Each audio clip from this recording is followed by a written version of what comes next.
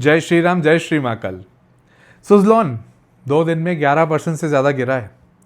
डर तो लगेगा, बिल्कुल लगेगा। क्वार्टरली रिजल्ट्स आए जो कि इतने बहुत ज़्यादा अच्छे दिख नहीं रहे। क्या हुआ है कंपनी में, किस तरह से इस कंपनी को देखें, इन सारी चीज़ों के ऊपर एक डिटेल वीडियो आपके सामने है। बट ये ध्यान रखिएगा, ये कोई बाइंग सेलिंग रिकमेंडेशन नहीं है। इसको रिकमेंडेशन के हिसाब से मत देखिए, इसको प्योरली एजुकेशन पर्पज़ के हिसाब से देखिए और समझिए कि सुज़लॉन का अगर रिजल्ट ख़राब आता है तो हमें इसको किस तरह से देखना चाहिए।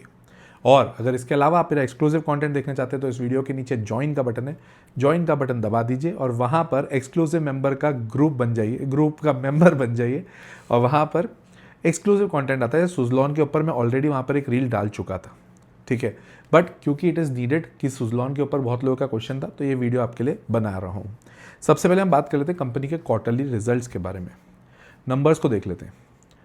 जून 2026 में जो इनका रिजल्ट आया है उसको जून 2025 से जब मैं कंपेयर करने जाता हूँ तो सेल्स 3,132 करोड़ से बढ़कर 3,829 करोड़ हुई है।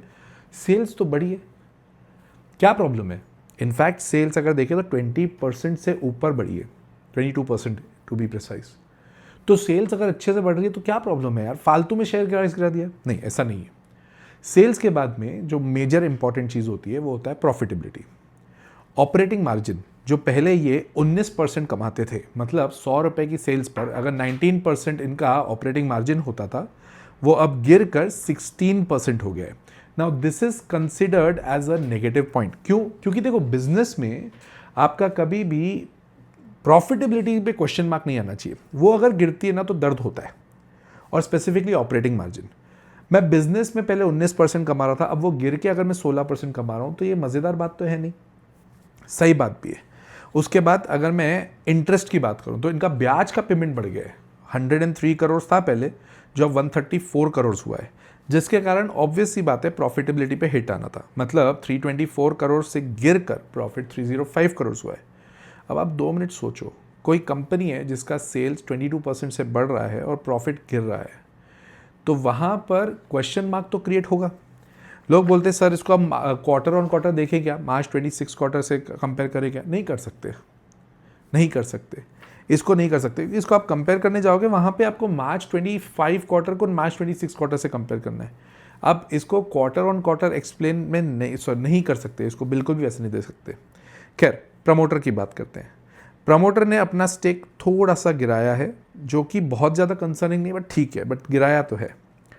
FIIs का स्टेक बढ़ाया है। FIIs पूरे के पूरे मार्केट में अपना स्टॉक बेच रहे हैं। ये एकमात्र कंपनी है, कुछ कंपनीज ऐसी हैं जिसमें FIIs ने अपना स्टेक बढ़ाया है। DIIs की बात करूँ तो उन्होंने भी बढ़ाया है, पब्लिक का कम हुआ है, but public is more than 50%।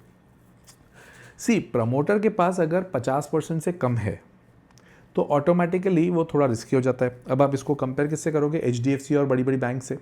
आप बोलोगे सर उसमें तो प्रमोटर ही नहीं है। नहीं, वो प्रोफेशनल ड्रिवन कंपनीज है, ये अभी भी प्रमोटर ड्रिवन कंपनीज है। मार्केट में 2 प्रकार की कंपनीज होती हैं, प्रोफेशनल ड्रिवन और प्रमोटर ड्रिवन।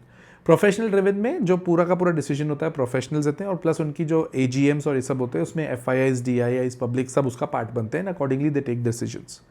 बट यहाँ पर अगर मैं बात करूँ, प्रमोटर का स्टेक है वो पर 12% है, मतलब 11.7%, बिलो 15%। नहीं है मज़ेदार बात ये। प्राइस अर्निंग रेशो देखते हैं। अब इतना गिरा है शेयर तो प्राइस अर्निंग रेशो इसका है 21 पे, जबकि इंडस्ट्री का है 32। पता नहीं यार, मेरे को तो अभी भी सस्ती लगती है कंपनी, ठीक है। मतलब लॉजिकल इन्वेस्टर जो मेरा कोर्स है, मैं उसके बारे में एक मिनट बताता हूँ, क्योंकि उसमें हमने सुज़लॉन के ऊपर बहुत डिटेल में चर्चा करी हुई है। तो ये कोर्स है जो मैं पढ़ाता हूँ, जो सैटरडे संडे की बैचेस होती हैं, जिसमें हम लोग लाइव क्लासेस लेते हैं। लाइव क्लास होता है, कोई रिकॉर्डेड नहीं। हाँ, अगर आपने अटेंड नहीं किया तो आपको रिकॉर्डिंग्स मिल जाएंगी, वो अलग बात है। बट भाई लाइव क्लास होती है सैटरडे संडे, 1 घंटा में पढ़ाता हूँ। अब बाकी आपसे बात करता हूँ। बैच साइज छोटा होता है। 15 अगस्त से मैं नई बैच चालू कर रहा हूँ। आपके पास डिटेल स्क्रीन पर है, आपको कॉल करें या व्हाट्सएप आप देख लीजिएगा। प्राइस अर्निंग रेशियो के हिसाब से मैं देखूँ तो आइनॉक्स विंड का जो इसका सामने वाला कॉम्पिटिटर है उसका 33 है और इनका है 21, ठीक है।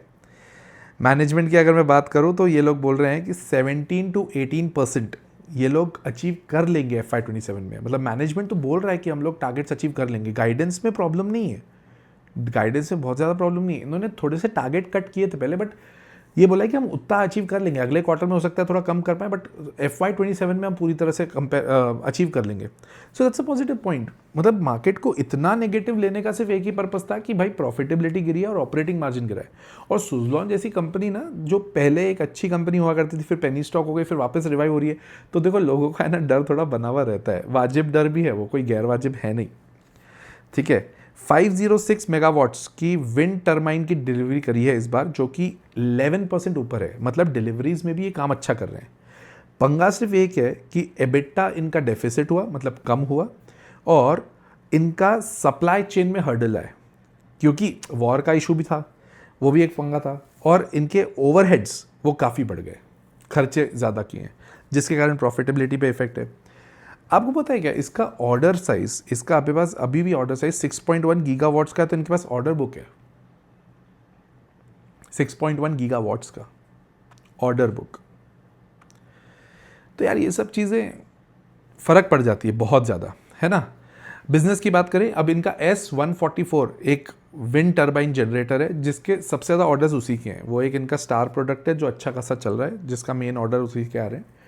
सेल्स वाइज बात करूं तो 97% इनका डोमेस्टिक है और 3% ही एक्सपोर्ट्स है। तो प्राइमरली देखा जाए तो ये इंडियन कंपनी है, मतलब इंडिया में ही सारा बिजनेस कर रही है।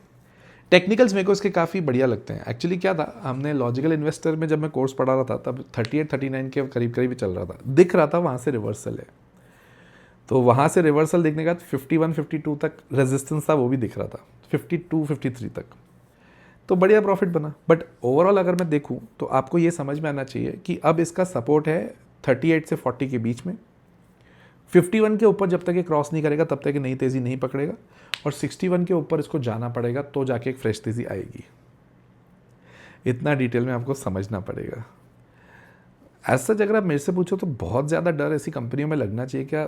देखो सुजलॉन के फंडामेंटल्स प्रमोटर वाइज अगर देखूँ तो थोड़ा डर लग सकता है, बट क्या सुजलॉन रिवाइव्ड कंपनी है? यस। क्या एक क्वार्टर इनका खराब हुआ है बिकॉज ऑफ ओवरहेड्स? यस। क्या बिजनेस गड़बड़ है? नो। क्या ऑर्डर्स नहीं मिल रहे हैं? नो, ऑर्डर्स तो मिल रहे हैं। तो समझदार को इशारा काफ़ी है, राइट। सो आई होप कि ये वाला वीडियो आपके काम कर रहा होगा और आप लोगों ने इसमें काफ़ी चीज़ें समझी होंगी। मैं मिलता हूँ अगले वीडियो में, बट कमेंट करते रहिएगा, और कौन सी कंपनी पर डिटेल वीडियो चाहिए मैं ज़रूर बनाऊंगा, जैसे भी बना रहा हूँ। टिल देन, जय श्री राम, जय श्री महाकाल।